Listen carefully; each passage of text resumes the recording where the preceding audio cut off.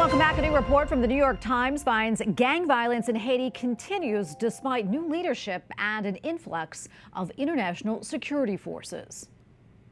There is no tactical or strategic value for the gangs taking over this.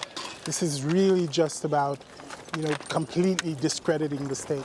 Reports say that Haiti's gangs are shifting their attacks and influence outside of the capital, Port-au-Prince, to areas with beleaguered police forces and less security. According to the United Nations, gang violence this year has displaced nearly 580,000 people. That is double the amount from 2022. And during the first quarter of this year, 2,500 people, including at least 82 children, were killed or injured, making it the most violent quarter since 2022. All right, with more on the situation in Haiti is Stephan Destin, the Director General of Proche Haiti, an organization set up by the United States Conference of Catholic Bishops to rebuild the church in that country. Stephan, good to have you back on. First, can you tell us about these attacks outside of Port-au-Prince and other areas? Why are the gangs shifting focus there?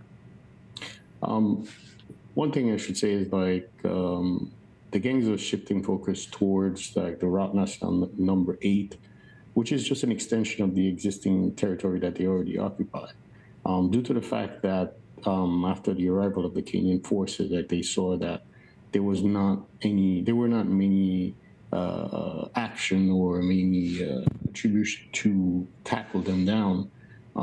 After a few weeks of observation, they started getting comfortable, and then they started moving and expanding their territories towards the area of Gantier, which is right on top of the Road National 8, which takes you straight to Dominican Republic, which has been a road that's been quite with many issues as far as for the buses and travels to go back and forth from Port-au-Prince to the Dominican Republic. So it's quite a lucrative area when it comes to the traffic volume that they would have as far as goods going back and forth from Dominican Republic to Port-au-Prince. And it's such a tragic situation all around for people there living in fear of the gangs. I know there's also a report the gangs attacked a school for children who are hearing and sight impaired. Apparently about 40 gang members, they looted the school and also threatened to shoot the children. What does this say about the depravity of these organizations? The situation has been very difficult for these many organizations that have been doing so much good work in those remote areas. And having the gangs attacking them, it's been very difficult for them to work, and finding also people that are able to go in those areas and help and volunteer or do the work that they need to do. This school is it's been there for years. It forms so many generations of folks that are blind and deaf and stuff like that, and they've been able to find a certain position and certain work. Or even find a way to live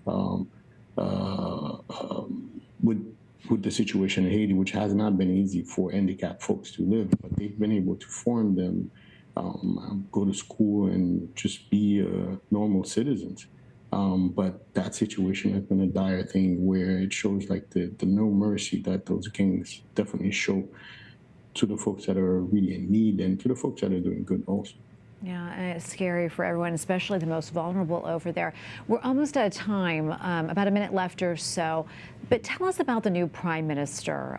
He immediately came in and replaced the police chief, I understand, when he took office. Have there been any positive impacts from his leadership so far? What have you seen?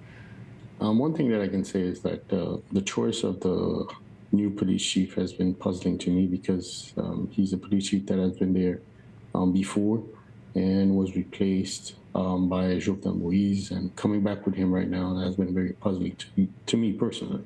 As far as the results on the ground and stuff like that, we have not seen any tangible results, which would change the mind of the general public as far as saying something is moving in the right direction. Stephan, thank you so much for taking the time to talk to us about all of this. We're praying for you, praying for Haiti. God bless you.